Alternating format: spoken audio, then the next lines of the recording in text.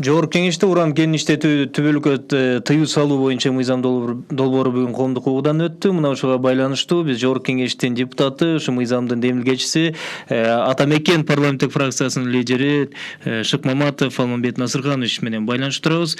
Саламатсызбы, урматтуу Алмамбет Насырханович? Саламатчылык. Алмамбет Насырханович, бир убактыбыз абдан тар, ошондуктан бир кененирээк жана кыска жооп берип койсоңуз жакшы болот эле. Угармандарды бүгүн түйшөлткөн 2-3 маселе бар. Бул биринчи, мыйзам эмнени көздөйт, канча убакытта кабыл алынат жана жыйынтыгында аткаруу бийлиги менен президент колдоо табасыздарбы деген барбы? Мыйзам долбоорунун келип чыгышынын эң башкы себеби бул элдин талабы болду. Бийликтин туткасы эл талап кылды. Буга чейин мындай мыйзамдарда уранды казууга тыюу жок болчу. Ошондуктан уран казууга лицензиялар берилип, уруксаат берилип келген. Бирок бир баса белгилеп айтып кетиш керек. Ысык көл биосфералык зонасында уран казууга тыюу салынат деген, уулуу заттар аралашкан металлдарга тыюу салынат деген мыйзам бар болчу. Бул ушул кызыл омпол участкага, ошо буферный зона деп коет. Ошо биосфералык аймактарга кирген чек арасында болуп калган да. Рахмат. Эң биринчиден мына Жогорку Кеңештин депутаттары кайдыгер карабастан мына ушул ыкчам мыйзамды иштеп чыгып, коомдун талкуусунда чоң колдоо алганы абдан кубандырат.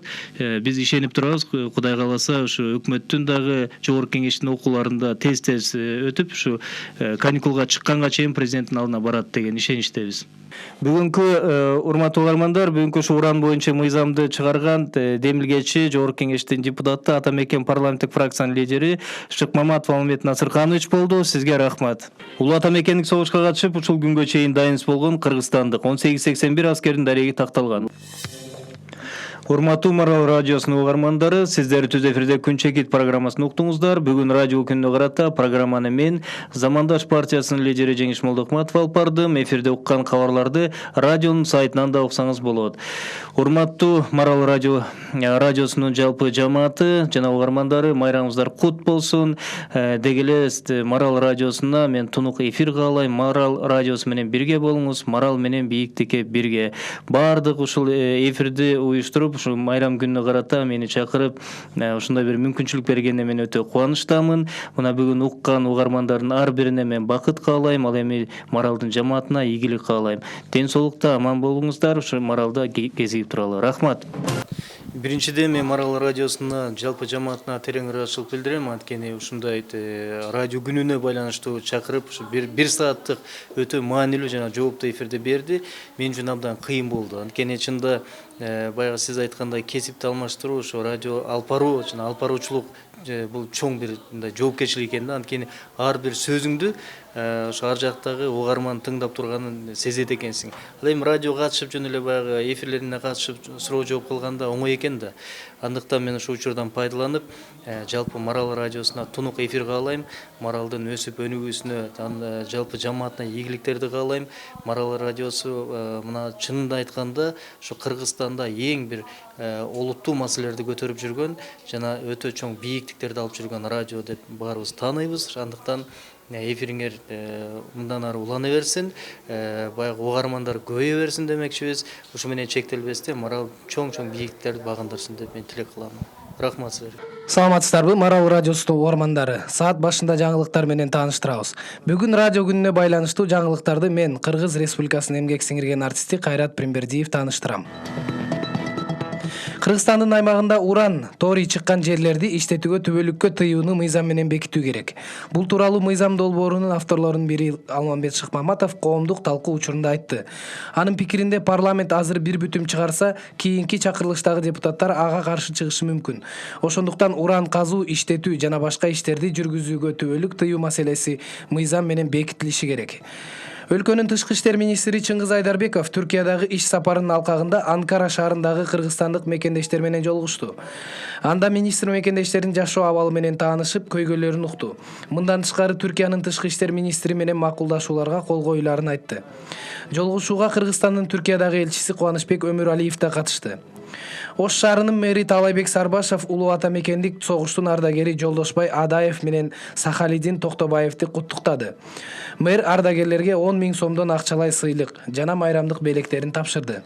Быйыл улуу жеңиштин 74 жылдыгына карата Ош шаарынын жергиликтүү бюджетинен согуштун ардагерлерине 10 000 сомдон, оруктун каармандарына 5 000 сомдон бөлүнгөн. Учурда Ош шаарынын жалпысынан 7 согуштун ардагери, 19 оруктун каарманы жашайт.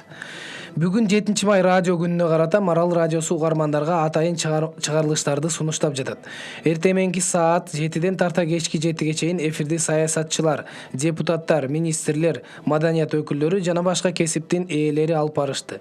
Айта кетсек, саат 7ден 8ге чейин Күн чабыт программасын Кыргызстан социал-демократтар партиясынын төрага орун басары, партиянын расмий өкүлү Кундуз Жолдубаева алып барды.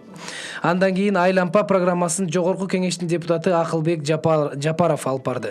Ал эми саат башындагы жаңылыктарды Жогорку кеңештин депутаты Алтынбек Жунус уулу, Маданият, маалымат жана туризм министри Азамат Жаманкулов, Ички иштер министринин орун басары Курсан Асанов, юридика илимдеринин доктору Канатбек Азиз, Төкмакын Азамат Болгонбаев жана башка коомдук ишмерлер жаңылык окушту.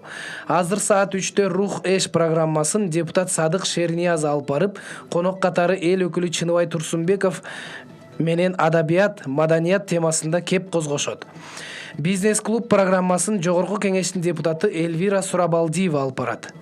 Күн чекит программасын Замандаш партиясынын төрагасы Жеңиш Молдокматов алып барат.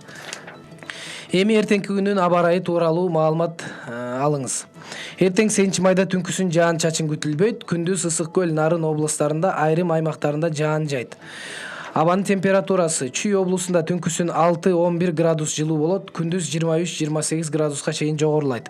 Талас облусунда түнкүсүн 5-10, күндүз 23-28 градус жылуу. Ош, Жалал Абад, Баткен областарында түнкүсүн 8-13, күндүз 26-31 градуска чейин көтөрүлөт. Ысык көл аймагында түнкүсүн 2-7, күндүз 14-19. Нарында түнкүсүн 2-7, күндүз 15-20 градус жылуу болот. Бишкек шаарында 8 майда жаан-чачын болбойт. Абанын температурасы түнкүсүн 8-10, күндүз 25-27 градус жылуу болот. Сиздер жаңылыктар менен тааныштыңыздар. Аларды мен Кыргыз Республикасынын эмгек сиңирген артисти Кайрат Примбердиев тааныштырдым. Марал менен бирге болуңуздар.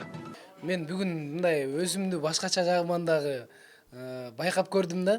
Бүгүн биринчи жолу ушундай 3 кагаз бою жаңылык окуп, анан кийин башында окуп атканда сүрдөдүм бир аз.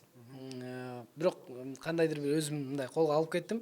Мага аябай кызыктуу дагы болду, ошол эле учурда жагымдуу болду. Өзгөчө мен байкашымча саясаттагы адамдар дагы чакырылат, журналисттер чакырылат дегендей. Анан бул жерде ар кандай бир көйгөйлүү маселелер көтөрүлөт. Мисалы башка көп радиолор көңүл ачуучу радиолор да, ал жакка биз конокко барсак ырдайбыз жана башка. Бул радио Марал радиосун коюп угуп отурсаң, ар кандай маселелерди угасың, мисалы үчүн